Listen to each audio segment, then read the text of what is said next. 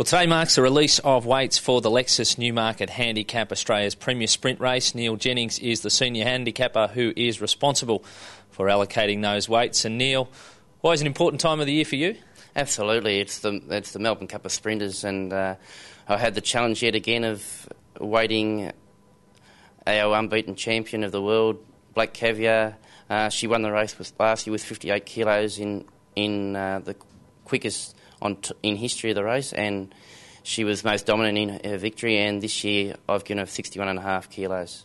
61.5 would, she'd have to create all sorts of records. But Peter Moody said she's going for a spell last week. Why is she still in there?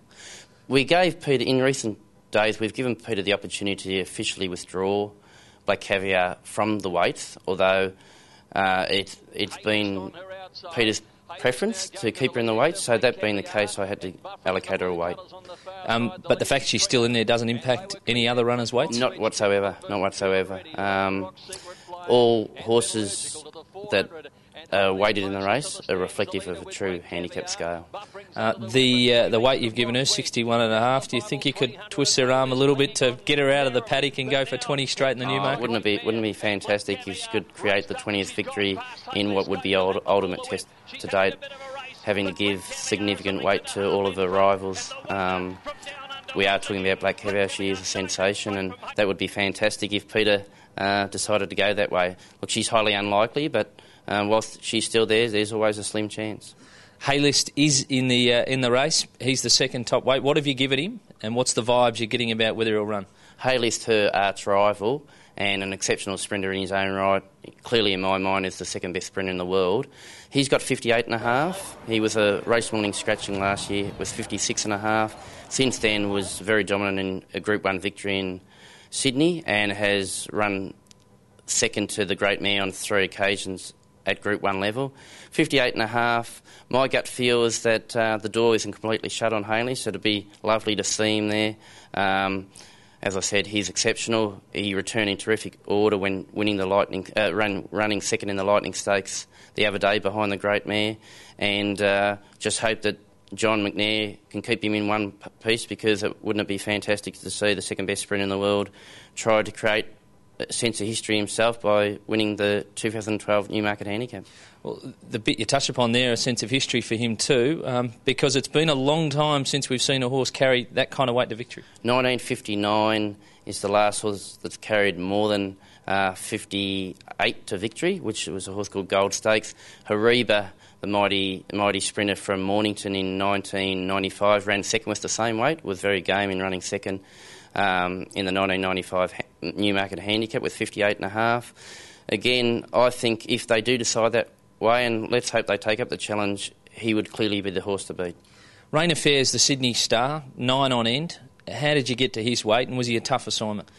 He is a tough assignment because he is the boom sprinter of Sydney. He's won 10 of his 11 starts. He's only tasted defeat once, won his last 9 in succession. Has not yet won at Group 1 level, but in his last 2 Group 2 victories, the Apollo Stakes and the Expressway, was most dominant in those victories. So 55.5 sits comfortably with 55.5 is comfortable with that for me. I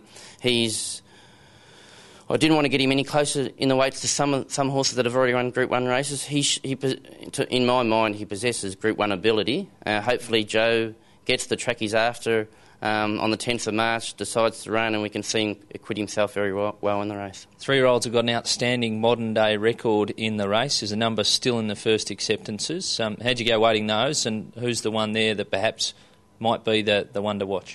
Fox Wedge is obviously the talking point. He's a very promising 3-year-old who ran the champion Sepoy to a head in the Group 1 Cornwall back in the spring. But having a look at his overall record, his best win to date has been in a Group 2 race to the Roman Consul in a 5-horse field where he beat Masthead. Has not won out of 3-year-old company. So I couldn't get him any higher in the weight, so he's got the minimum of 50 kilos for a 3-year-old. It's going to be an exciting race. Whether Black Caviar decides to change the mind, the connections there, certainly we'd love to see Haylist, though. It's going to be a great race. Absolutely. He would be the icing on the cake, but if they don't go that way, it's still going to be a fantastic contest, and we're looking quite possibly at a near-capacity field this year. Terrific. Best of luck. Thank you very much. There we go, Neil Jennings. He's done the hard work now. He's set the handicaps for the Lexus Newmarket Handicap coming up on Super Saturday at Flemington. Let's hope we do get to see Haylist and maybe even Black Caviar, that slight remote chance that she could appear. That's been the latest news from Racing Victoria. Stay tuned for more.